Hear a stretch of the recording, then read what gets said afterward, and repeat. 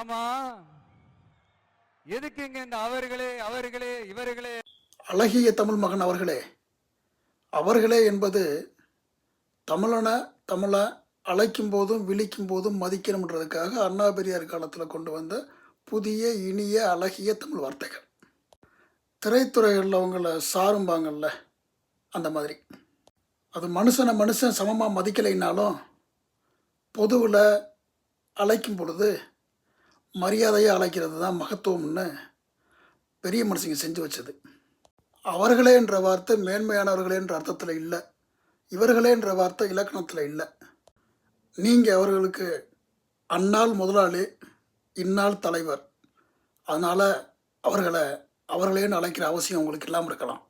ஆனாலும் அவர்களேன்னு அழைக்கிறது தான் அறம், அழகு.